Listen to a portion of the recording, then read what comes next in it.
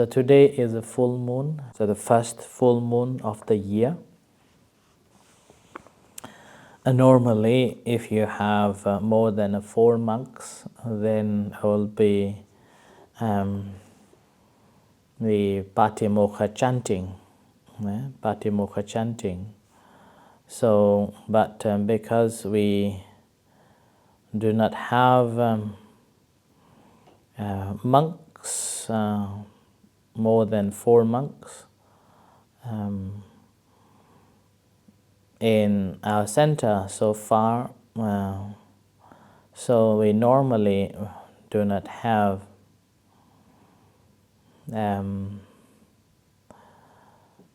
this patimokkha chanting. So the patimokkha chanting is one of the very important and ancient communal practice in the, particularly in Theravada tradition, forming the ethical and disciplinary backbone of the monastic sangha. So this is a tradition started with the a tradition that normally monks will be gathering and went silent or speaking other things on the full moon. Then later on, Buddha requested that to be recited,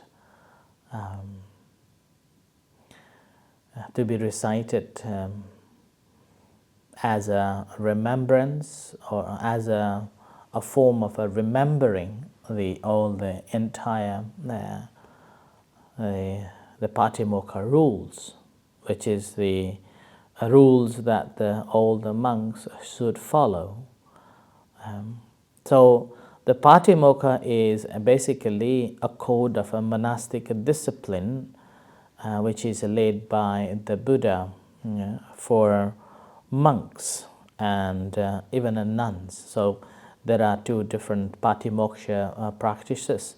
One is for the monks and one is for the nuns. So for the monks there will be 227 rules, and for the nuns there will be recitation of 311 rules. So it is a systematic collection of the rules, and simply designed to support the moral practice, harmony in the society, and also it will help monks to follow the path to the liberation, because in the practice of the liberation we have to have the sila or the precepts purified. Once the sila been purified, then the rest will come much easier. Whereas if the sila or the precepts or ethical practice has been fault or violated, then it would be difficult to follow the path to the liberation. So that's why this rules been requested or advised to follow strictly as much as possible and not breaking it. So the patimokkha, the bhikkhu's patimokkha, or the rules, 227 rules, arranged in a systematic way from the heavier to the minor. So the heavier, let's call the defeated. There are 4 defeated rules, starting from killing, stealing, sexual misconduct, sexual intercourse, and telling psychic powers.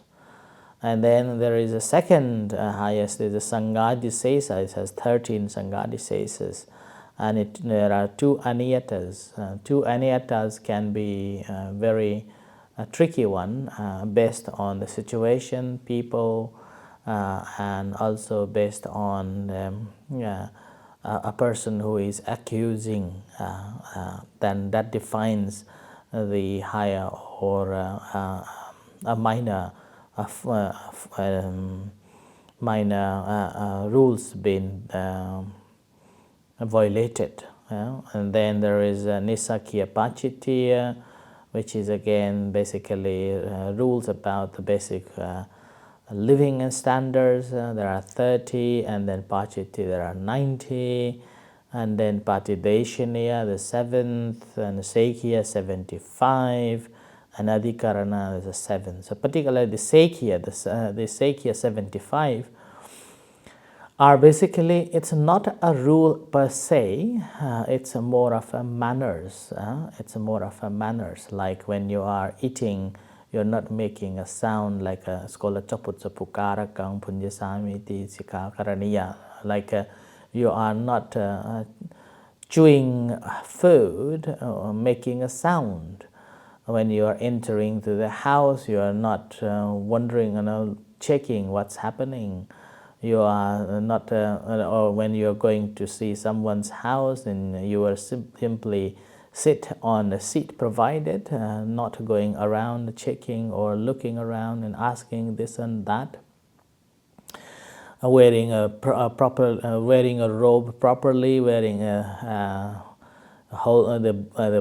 bowls and eating a bowl and sitting and those sort of things. So it's a more of the manner or etiquettes that once you have followed, and then it brings much more composed, I would say.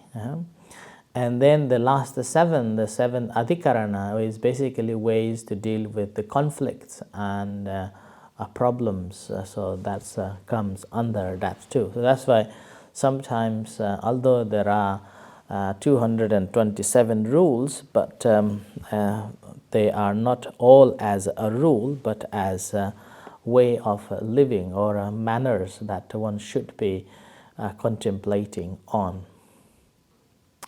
Now this patimokkha, again often chanted, particularly on every fortnight or twice a month, full moon and new moon. So these are the days regarded as the observance day, observance day, or uposatha day for monks, and also often in Buddhist countries or in Asia, people would come to the temple and observe the 8 precepts for a day and a night. So day and a night. So basically they will come early morning on the full moon, and the practice of practice 8 precepts, and stay in the temple and listening the Dhamma, practicing the Dhamma, and then stay overnight in a temple, and we'll go back tomorrow morning. So that's been, and then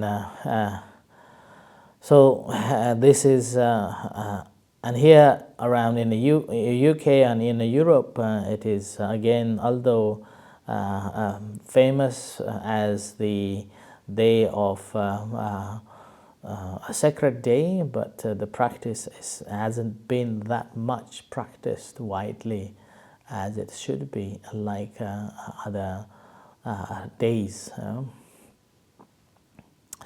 Now this chanting, it takes place again established within the consecrated sima. So like this place, once after 17th of May, it's been consecrated, and then this place becomes a permanent place that one can chant this patimokkha every full moon and a new moon without having any trouble. It doesn't mean that you can't chant in other small temples, but to chant that you have to designate a proper space, a proper place as a temporal ceremony, whereas now if we have consecrated this building in May, then that means a permanent place for the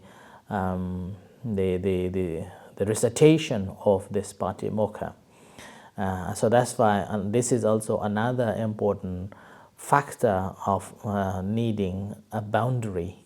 So this becomes a sima, so a consecrated area or a consecrated boundary to do that this ritual. And further on, this recitation only possible by a fully ordained monk. And now doesn't mean that should be a senior monk alone. It could be a junior monk, one who could memorize and recite without looking or reading out from the book. And then that person will be sitting on the stage and reciting it. When he, despite being ordained just a few years, he will be staying higher than senior monks.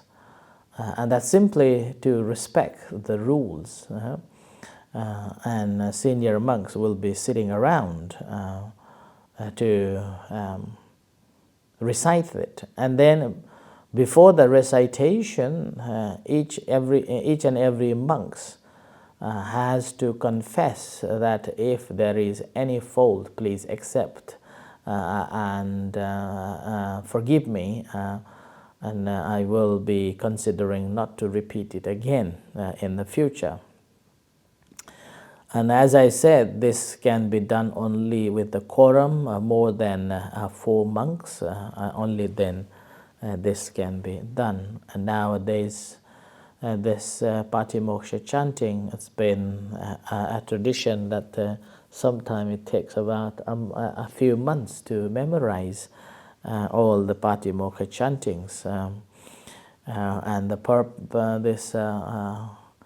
there are only few monks, particularly in Thai tradition, there are only few monks who could memorize them all. And if you're reciting it with in a fast pace, it will take about 40 to 45 minutes to finish, just to recite. And one monk will be reciting, and another monk will be checking whether the recitation is in line with the rules or not. So I have tried as well, but I felt like it's not my cup of tea, so I cannot recite so far yet. And the purpose of the recitation is basically to reflect and recollect as a reviewing, in a form of a reviewing our own practice, that whether have we violated or not, and also the expression of honesty, and try to build up harmony and a purity within the community, prevent from moral decline. Prevent from any moral decline in that Sangha community too. And now in terms of that recitation, and these days are not only monks' presence, but also nowadays lay people also happy to attain, but they are not included, so they have to stay away from monks at least of a few feet. So, and then it's a reflection reflection for both monks and lay people, like even for a lay practitioner. So the spirit of patimokkha can teach that lay people about the mindfulness of a conduct and ethical boundaries, and also reflecting on personal practices. So this is the reason why the patimokkha been widely practiced, particularly in Thai tradition, that every full moon and half moon the monk will be sitting up a little higher in the middle of the monks and chanting that yeah, patimokkha, simply to reflect on the ethical values, right? Right, so this is the reason the patimokkha on a full moon day. So it has 227 rules, which is the monks monks have to follow.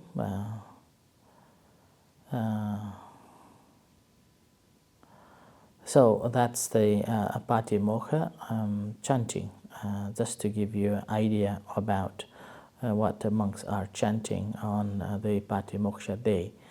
With this today, I will be chanting this mostly the blessing chanting, which we haven't done much apart from the regular chanting. So today I will be chanting all these blessing chantings to bless you all.